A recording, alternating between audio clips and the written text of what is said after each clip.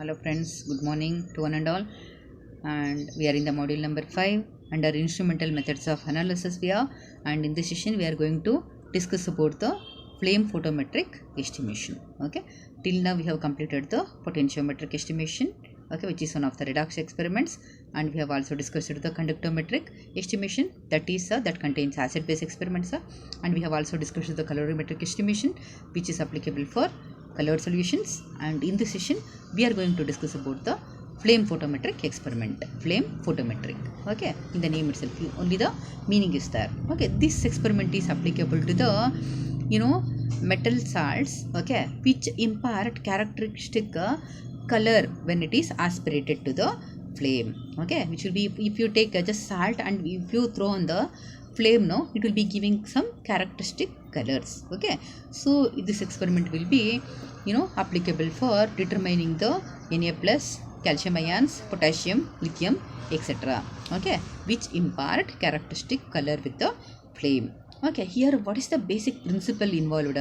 When the solution containing any of these metal salts, no, which is aspirated to the flame, what happens is it will get vaporized and will be leaving the residue. Okay, and this residue will be in the ground state. Okay, it absorbs some amount of energy and will be excited to higher energy levels. Okay, and here these atoms, no, they are in the, these residues, no, they are in the unstable state. Okay, they cannot stay for a long time in the higher energy levels. What do? They will be emitting the absorbed energy and will be coming back to the ground level. Okay, the excited atoms are unstable. They will be back to the lower energy levels by emitting the absorbed radiations. And in this experiment we are measuring the emitted radiations. Okay, we are measuring the emitted radiations by the residues. Clear, right? What are we doing?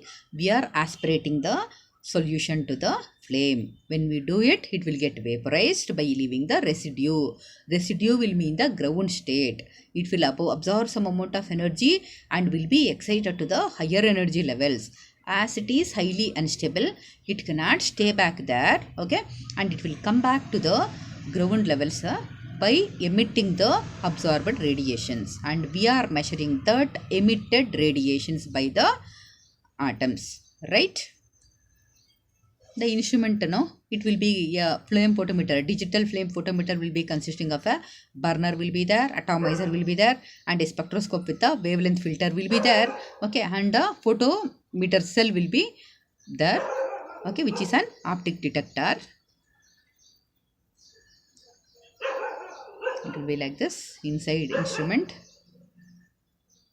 sample solution will be sprayed, nebulizer, it will be taken to the flame, then monochromator will be there to choose the light of the required wavelengths, and finally through the lens it will be reaching to the detector or recorder, and finally we are measuring the values only. Everything will be set up inside. Okay, like colorimetry, we just have to take the solution and keep it in the knob provided. Okay, we are directly measuring the light emitted. Okay, I mean the energy emitted.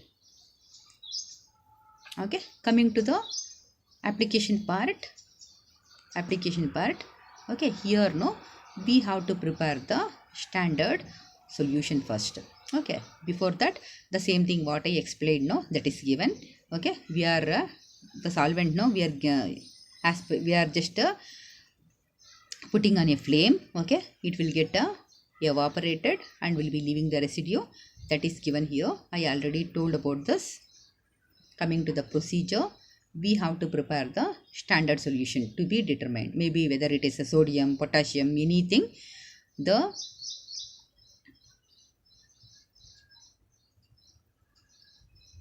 We have to take the either the sodium or potassium to be analyzed. Okay, and then we have to draw that solution in a standard quantity, that is 2, 4, 6, 8, 10 ml of the solution into 5 different 50 ml volumetric flasks. Okay, like colorimetry, we take 5, 10, 15, 20, 25, right? Like that we have to draw out 2, 4, 6, 8, 10 ml of the stock solution into 5 different 50 ml volumetric flasks. Okay, and dilute these solutions up to the mark and mix it well and keep. Okay, and then note down the readings of all the solutions by using a flame photometer. What is happening in the flame photometer? We are measuring the the energy emitted by the residues, once again which depends on the concentration of the solutions taken. Okay, and then after all the values have been taken, we are plotting the graph. Okay, what is the graph here? It is the graph of a photometric readings on your y-axis with the concentration of the metal ions taken in the x-axis. Fine, you will be getting the similar graph like colorimetric graph. Okay, from the volume of the unknown solution given, we can find out the amount of the metal ion present in the given solution. Okay, and the applications of this flame photometric estimations are qualitative analysis. It is useful. Okay, and we can find out the concentration of the calcium ions present in hard water. Okay, the calcium and magnesium, which are one of the major ions which are present in the hard water, right? So we can find out the concentration of calcium in water, and we can also find out the amount of the sodium and potassium present in the given test samples. Okay, and it is also useful in determining the calcium and other elements in bioglass and in ceramic materials. We can find out the concentration of this metal ions present, right? So this is about the flame photometric experiment.